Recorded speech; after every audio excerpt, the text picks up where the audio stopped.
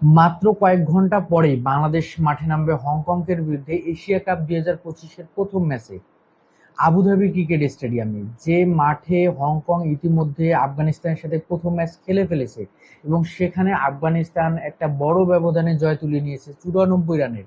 সেই ম্যাচে হংকং যদিও একাধিক ক্যাচ মিস করেছে, সাদিকুল্লাহ আতালের সেই ক্যাচগুলো যদি মিস না করতো হয়তো বা আফগানিস্তানকে 150-এর নিচে তারা আটকাতে পারতো, হয়তো বা একটা সুযোগ তৈরি করতে পারতো। সেই দিক থেকে হংকং কতটা ফেভারিট বা কতটা ফেভারিট না সেইটা আলোচনার মুখ্য বিষয় না। টি-20তে ফেভারিট বলতে কোনো কিছু নেই। যে কোনো একটা খেলোয়াড় যদি ক্লিক করে যে কোনো সিচুয়েশনে যে কোনো ম্যাচের মোর রেজাল্ট ঘুরিয়ে দিতে পারে। তো বাংলাদেশ যদিও টি-20তে ততটা ভালো দল হিসেবে আমরা এখন পর্যন্ত ধরি না, কিন্তু যে দলটা এবার এশিয়া কাপে রিপ্রেজেন্ট করবে সেই দলটা কিন্তু অনেক সম্ভাবনাময় একটা দল, যেখানে ওপেনিং স্লটটা অনেক বেশি শক্তিশালী, যেখানে দুইজন পারভেজ হোসেন ইমন এবং তানজিদ হাসান তামিম তারা দুজনেই অনেক ভালো ব্যাট করে, অনেক অ্যাগ্রেসিভ ক্রিকেট খেলে। স্ট্রাইক রেট বলতে গেলে অনেক ভালো, বর্তমান টি-20তে যেটা আমরা সবচেয়ে বেস্ট স্ট্রাইক রেট বলি, যে এর রেঞ্জটা ধরি সেই রেঞ্জের মধ্যে কিন্তু তারা সেই স্ট্রাইক রেটে ব্যাট করে থাকে।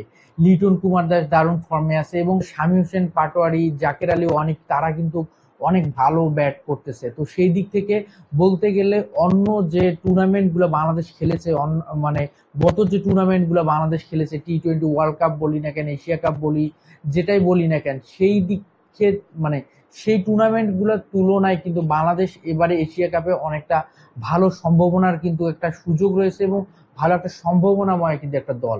তো কে তুচ্ছ তাচ্ছিল্য করলো, কোন ক্রিকেট বিজ্ঞ কি বাংলাদেশ টিমকে নিয়ে কিরকম প্রেডিকশন করলো, সেটা বড় বিষয় না। বাংলাদেশ তার বেস্ট ক্রিকেটটা খেলবে এবং সেখান থেকে বাংলাদেশ ভালো একটা রেজাল্ট বের করে নিয়ে আসবে। এবং বাংলাদেশের যদি এই গ্রুপটায় আমরা দেখি, শ্রীলঙ্কা, আফগানিস্তান, বাংলাদেশ এবং হংকং, শক্তিমত্তার বিচারে কিন্তু বাংলাদেশ, শ্রীলঙ্কা এবং আফগানিস্তান খুব কাছাকাছি হলেও হংকং কিন্তু অনেকটা তলানিতে। কিন্তু বাংলাদেশ কিন্তু এর আগে যে টি-20 যে টুর্নামেন্ট গুলা খেলেছে সেখানে বাংলাদেশ কিন্তু এরকম ছোট দলগুলোর বিপক্ষে কিন্তু ভালো স্ট্রাগল করেছে। তো সেই দিক থেকে তার রেজাল্টটা বের করে নিয়ে আসতে অনেক সময় ব্যর্থ হয়েছে এবং ম্যাচগুলো দেখা যায় অনেক সময় অনেক টাইট করে ফেলেছে। তো আবুধাবি ক্রিকেট স্টেডিয়ামে কিন্তু এই উইকেটে কিন্তু দারুণ একটা ব্যাটিং উইকেট বলতে পারেন। যে দলেই ব্যাট করুক না কেন তার মিনিমাম 180+ রান দাঁড় করাতে হবে। যদিও আমরা দেখি 24 সালে এই মাঠে কিন্তু দুটি ম্যাচ অনুষ্ঠিত হয়েছে, সাউথ আফ্রিকা এবং আয়ারল্যান্ডে। যদিও প্রথম টি-20তে সাউথ আফ্রিকা 172 রান টার্গেটে আয়ারল্যান্ডকে পরাজিত করে 8 উইকেটের ব্যবধানে, কিন্তু পরের যে দ্বিতীয় টি-20তে সাউথ আফ্রিকা কিন্তু 10 রানে পরাজিত হয় আয়ারল্যান্ডের কাছে এবং আয়ারল্যান্ড কিন্তু 195 রান তারা সংগ্রহ করতে পারে। 196 রানের টার্গেটে কিন্তু 185 রানে অল আউট হয়ে যায় সাউথ আফ্রিকা। তো সেই দিক থেকে কিন্তু অবশ্যই এই মাঠে যদি আপনি কম্পিটিটিভ ক্রিকেটটা খেলতে চান এবং আপনি যদি রানটাকে ডিফেন্ড করতে চান, যে তাহলে কিন্তু অবশ্যই আপনাকে 180+ স্কোর দাঁড় করাতে হবে।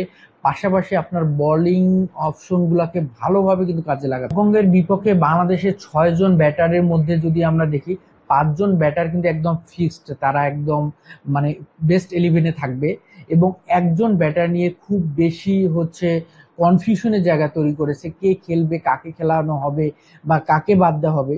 যেমন আমরা যদি দেখি ওপেনিং স্লোটটাতে তানজিদ হাসান তামিম, পারভেজ হোসেন ইমন, এটাতে কোনো দ্বিমত নেই। এবং 3 নম্বর পজিশনে লিটন কুমার দাস এবং 5 নম্বর এবং 6 নম্বর পজিশনে শামীম হোসেন পাটোয়ারি এবং জাকের আলী ওয়ানি, এই 5টা পজিশন একদম ফিক্সড। এবং 4 নম্বর পজিশনটা নিয়ে যে সবচেয়ে বেশি আলোচনা, যে 4 নম্বর পজিশনটাকে কাকে খেলানো হবে, সাইফ হাসান নাকি তৌহিদ হৃদয়। তৌহিদ হৃদয়ের কিন্তু আমরা যদি লাস্ট ইয়ারের যদি আমরা 14টা ম্যাচ দেখি, 14টা ম্যাচে কিন্তু তৌহিদ হৃদয় ভালো কোনো রান করতে পারেনি, 225 রান করেছে। স্ট্রাইক রেট তাদের গড় কিন্তু 20 এবং স্ট্রাইক রেট বলতে গেলে 110, যেটা বর্তমান টি-20 ক্রিকেটে কিন্তু মানানসই না। এবং আমরা যদি দেখি মানে 14টা টি-20 ম্যাচ খেলেছে, তার মধ্যে 12টাতে ব্যাট করেছে, সেখানে কোনো 50 নেই। এবং আমরা যদি নেদারল্যান্ডের বিপক্ষে লাস্ট ম্যাচটা দেখি, সেখানে তৌহিদ হৃদয় 14 বল খেলে মাত্র 9 রান করে এবং পাকিস্তানের বিপক্ষে একটি ম্যাচে 3 বলে 0 রান করে ডাক মেরে আউট হয়ে যায়। তো বলতে গেলে তৌহিদ হৃদয় কিন্তু বলতে গেলে খুব ভালো ফর্মে নেই, কিন্তু তৌহিদ হৃদয় নাকি সাইফ হাসান, যেহেতু সাইফ হাসান লাস্ট 4 নম্বর পজিশনে 189 স্ট্রাইক রেটে একটা দারুণ একটা নক খেলেছেন নেদারল্যান্ডসের বিপক্ষে, এবং সাইফ হাসান কিন্তু ভালো বল করতে পারেন, একটা দারুণ বোলিং অপশন পেতে পারে কিন্তু বাংলাদেশের ক্যাপ্টেন লিটন কুমার দাস। সেক্ষেত্রে দেখা গেল 3-4 ওভার কিন্তু তাকে নিয়ে চালিয়ে দিতে পারে। তো সেক্ষেত্রে অনেক বড় একটা চাপ মুক্ত থাকবে বোলিং ডিপার্টমেন্টের ক্ষেত্রে বাংলাদেশের ক্যাপ্টেন। হৃদয়কে আগামীকালের ম্যাচে তাকে বসিয়ে রাখা হতে পারে। সেক্ষেত্রে সাইফ হাসানকে হচ্ছে এক প্রকার বলতে পারেন এক্সপেরিমেন্ট হতে পারে সাইফ হাসানের 4 নম্বর পজিশনটাতে। এবং 7 নম্বর পজিশনে রিশাদ হোসেন একজন লেগ স্পিনারকে অবশ্যই খেলানো হবে, এবং আবুধাবির এরকম উইকেটে লেগ স্পিনার দারুণ ইফেক্টিভ হতে পারে। এবং 8 নম্বর পজিশনে শেখ মাহাদি, বাংলাদেশের যদি আমরা স্পিন ডিপার্টমেন্টে বলি টি-20তে অটোমেটিক চয়েস এবং বেস্ট স্পেশাল যদি স্পিনার হিসেবে ধরি শেখ মাহাদি, সেটা নিয়ে বলার অপেক্ষা রাখে না। এবং পেস ইউনিটে 3জন পেসার কে থাকবে সেটা নিয়েও কিন্তু যথেষ্ট হচ্ছে আলোচনা হচ্ছিল। তো সেক্ষেত্রে মুস্তাফিজ এবং তাসকিন 2জন অটোমেটিক তারা থাকবে, যে মুস্তাফিজ এবং তাসকিন খেলানো হবে। এবং 3 নাম্বার অপশন হিসেবে কাকে খেলানো হবে, শরীফুল ইসলাম, সাইফুদ্দিন নাকি তানজিম সাকিব।